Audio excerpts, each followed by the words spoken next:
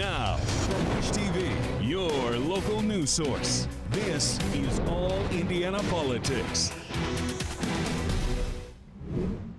Good morning and welcome to All Indiana Politics. I'm Garrett Bergquist in for Phil Sanchez. We continue our coverage of the Republican primary for governor with Janie Rittenauer. Her background is in real estate and in ministry. She tells me she's running because she has been called to do so. I've never desired to be in politics before, and it was a little over 6 years ago that I was called. And when people ask what that means, I just describe it as when you as a parent are telling your children what to do in regards to cleaning up the house, you normally have to call them by name to get them to move. And so scripture talks about people being called. I was in downtown Indianapolis. There was a whisper over my ear, you're going to be the governor of the state of Indiana. I put that on the shelf, and then 4 years later, I was at a Panera, and in 2 different weeks, people came up to me and told me exactly what I was called to do, specifically speaking to the Lord giving me a love for the people, and then also that I had a calling on my life, and I needed to let my past go, and I needed to walk in that calling and allow the Lord to renew my mind, that I might approve the pure and acceptable will of God. And so my faith in Jesus Christ is very important to me. I operate out of the book of Nehemiah in scripture. And in Nehemiah, the book that I was pointed to, it actually says that he himself was a governor. And I didn't know that when the Lord gave me that book. So I have my confirmations. But again, I'm truly the only outsider in the race, never had a desire to be in politics. But oh, how I love the people of the state of Indiana and believe that they need a governor that is going to represent them in their voice. Now, in your campaign, you use the slogan Indiana Goodness. Tell me what that means, what that entails. I love Indiana Goodness. Indiana Goodness is everything that her people represent. We get that from scripture where it talks about do not be overcome with evil, but overcome evil with good. I think a lot of times, whether it's conservatives or even in the state of Indiana, we see Democrats and libertarians that can oftentimes sit at our dining room tables and talk about everything that's going wrong. But how much do we actually come to the table and say we're going to present the solutions? And so what my campaign represents is good solutions. And we believe that best reflects the people of the state of Indiana. There are hardworking people, very special. Indiana is not a one-size-fits-all. And I really think that politicians are missing her because they're approaching Indiana through their lens instead of observing who she is and really appreciating her goodness. Let's talk about your plans for education. I understand you'd like to introduce children to the trades earlier than they currently are. Definitely. So when we talk about education, we talk about kindergarten through 5th grade taking out technology so we can really focus on the core academic subjects. But then we want to reintroduce technology in 6th grade. You know, you have Adopt a Highway. We'd like to see the private sector adopt a classroom.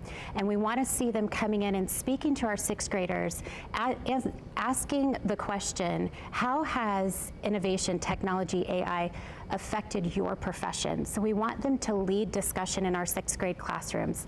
And then 7th and 8th grade, we're actually bringing trade back. We want to see workshops, sewing, cooking, all of those classes brought back. And then freshman year, we're saying to every freshman that enters high school, college, career, or calling, just presenting questions that give kids the opportunity to have vision.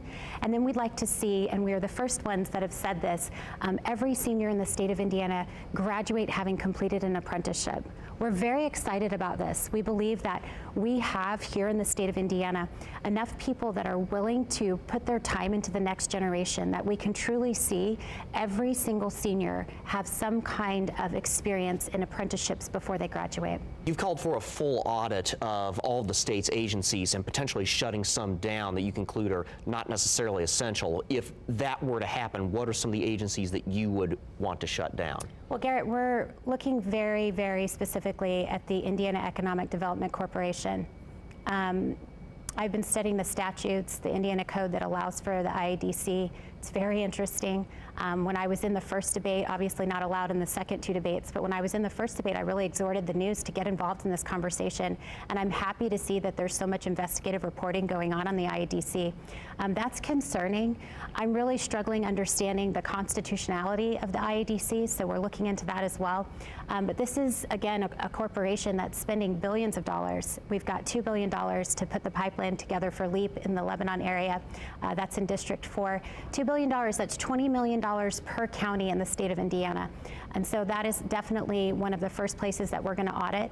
We're going to see what's going on. We're going to give full transparency to the people of the state of Indiana. So what we're saying is on Tuesdays, every single Tuesday, we're going to have a press conference. We're going to have the local press in the front, national press in the back. We want the people of the state of Indiana to get engaged with what's taking place in their state. Let's talk taxes. You said you would like to take a look at potentially scaling back or getting rid of some of the property taxes. Tell me a little bit more about that. Yeah, so property tax, this is a hard area because the kind of change that we want to see is change that's going to affect every single county. And so really this conversation needs to take place on the local level and the state level. What we would like to see is we'd like to see 65 and older completely allowed to be, let's see, we don't want them to have to pay taxes. 65 and older would not have to pay tax. If you are moving into your home and you're a first-time home buyer, we'd love to see no tax or at least a fixed rate tax. That's another thing that we've been talking about. Can we get a fixed rate whenever people are moving into their home that then is not going to be reflective of referendums that are pushed through in schools, but instead we've got a steady tax that everybody's used to. So we're looking at a fixed rate tax. And then lastly, we've looked at Hawaii. Hawaii has a low tax, a low property tax of 0.11.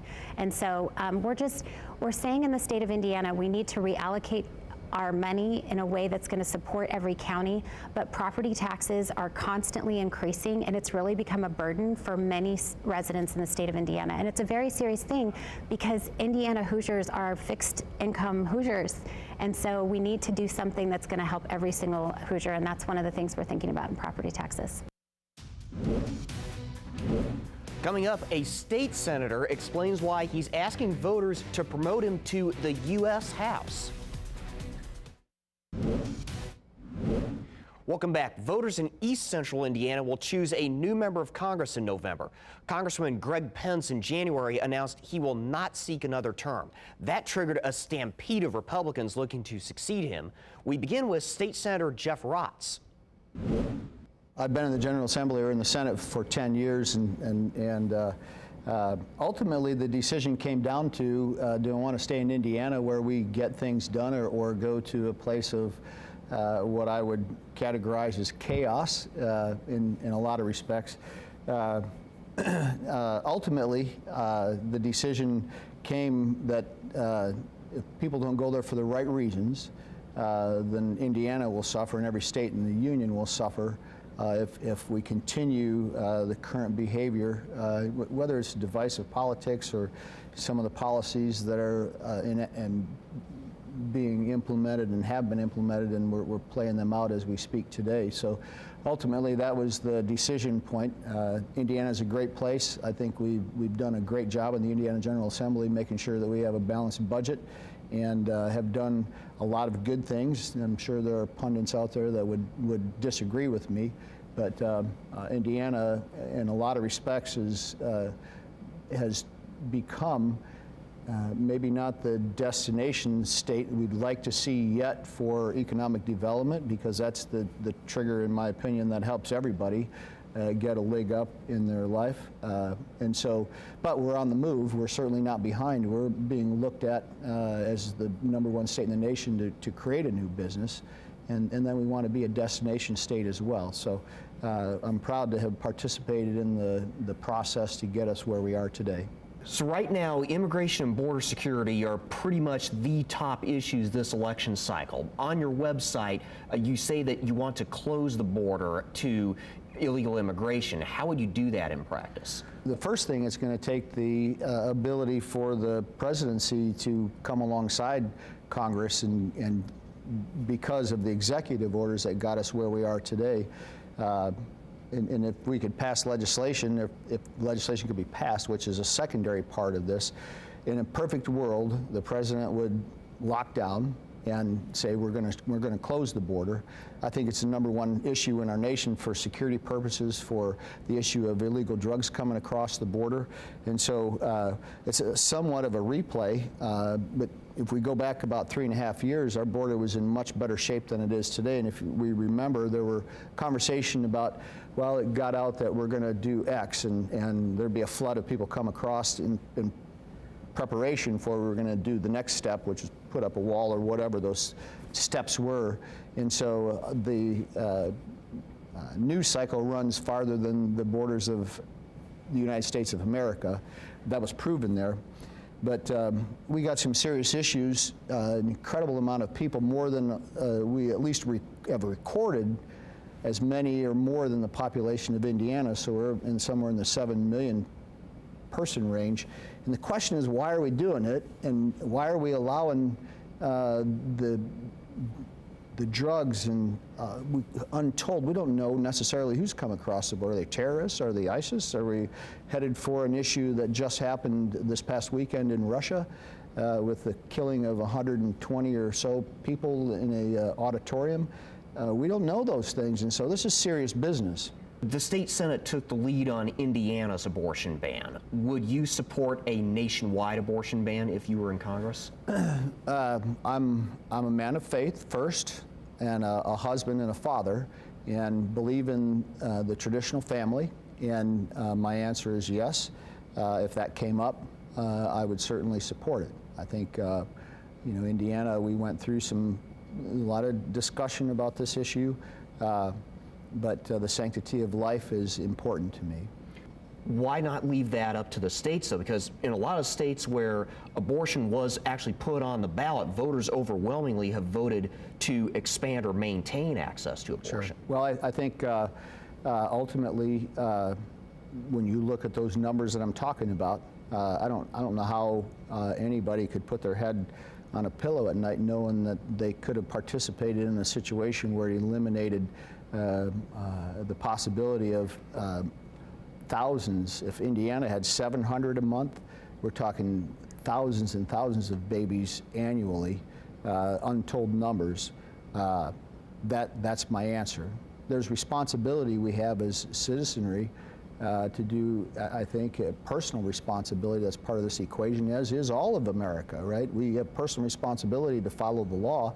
And my parallel is responsibility, personal responsibility in all these situations. So there's been a bit of a rift in the Republican Party over aid to Ukraine and to international alliances and relations more broadly. Where do you fall on that?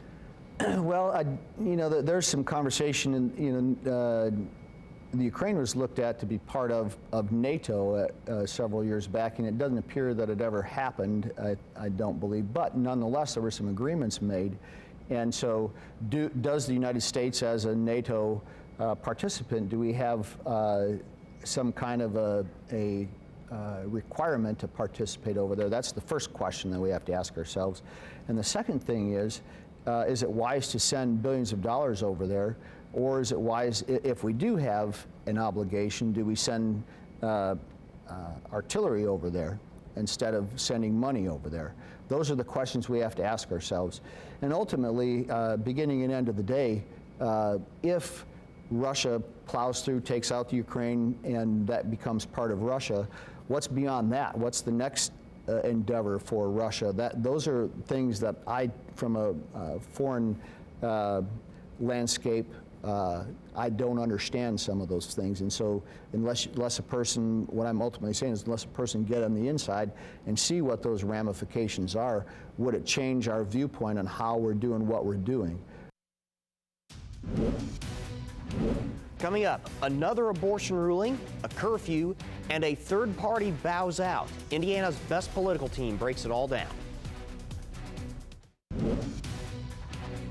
Welcome back to All Indiana Politics as we welcome in two members of Indiana's best political team, Democrat Lara Beck and Republican Mario Massalamani. Let's begin with Thursday's ruling by the Indiana Court of Appeals that upheld a narrow injunction against Indiana's abortion ban on religious liberty grounds. Lara, let's begin with you. How big of a win is this for abortion rights advocates?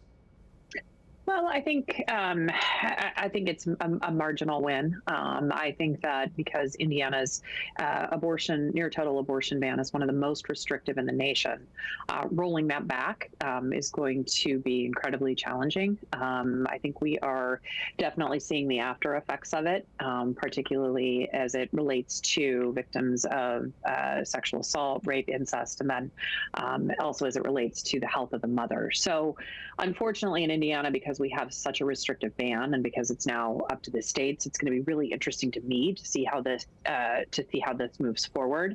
But I think the Indiana General Assembly, because they are convinced of how right they are on this issue, they're going to try and tighten it up as much as they possibly can, and that opens the door to a whole bunch of other issues, especially related to contraception and even in vitro fertilization. So I would like to say that I think it's going to make a huge difference, but I'm not terribly sure that it will just yet.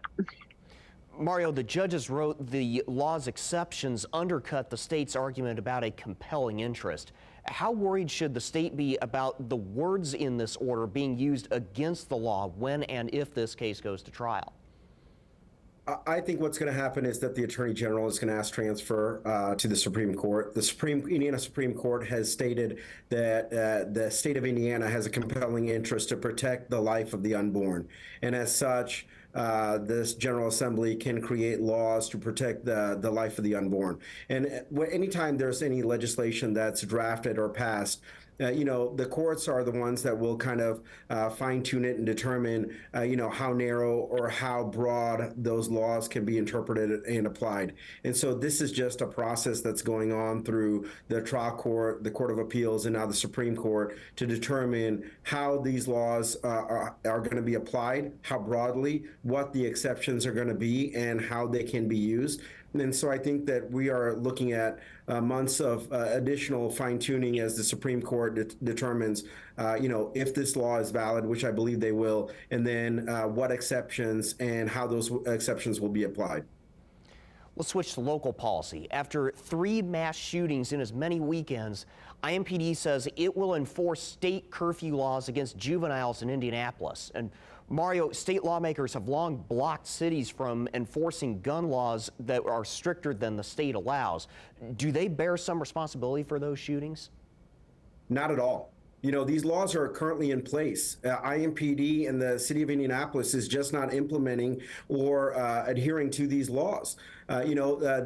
If you go downtown at 10, 11 o'clock at night, there are groups of teenagers roaming the streets, and there are currently laws in place that should be applied. It makes no sense why IMPD, the prosecutor's office, and Mayor Hogsett have not been requiring these students to get off, or these kids to get off the streets. And if these kids are not being held responsible, well, their parents should be. Because you should not be having 13 to 16 to 18, 17-year-old kids roaming the streets at night till 2, 3, 4 o'clock in the morning. And so these laws are in place. Indianapolis has decided not to implement or not to, basically follow these laws. And that's why you're seeing these problems. These laws were put in place for a reason. And that was to make sure that these kids don't Mario, get in I'm trouble. getting a little short on time. I want to give Laura a chance to respond as well. And Laura, to Mario's point, how much of this is really doable if the parents aren't stepping up? Well, I think that there's a significant amount that lies with parental responsibility, yes. But when parents are not taking responsibility, or they have other things that they're focusing on and not on their kids, then yes, I think if you're out at downtown or anywhere that you're not supposed to be at odd hours of the day and night, what the police are going to be doing is they're going to be protecting not just the children, but they're going to be protecting other people as well. So this is for everybody's safety involved.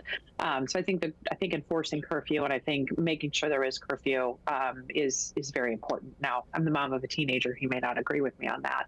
But fortunately, he doesn't watch me on any television or really in real life anyway. So, but I do think that there needs to be some type of accountability. And frankly, Being a parent is tough. Being a parent is challenging, but at the same time, you need to make sure that your kids are not downtown and are not engaging in activities that involve guns and those types I've got of things. about 10 seconds left here. Much lighter note, if you will. Really quickly, what are your eclipse plans on Monday? Mario, you go first. So I gave my office the day off. So my plan is to hang out with my kids and watch the eclipse with them. So nothing too exciting. Just spending the day with my two boys. Yeah, Laura. I will be likely in my backyard with eclipse glasses on. So that's with my family as well, Thank you both. including my team. We'll be right back. Thank you. Thank you for joining us for All Indiana Politics. Don't forget to tune in tomorrow for our special coverage of the total solar eclipse. We'll see you next Sunday.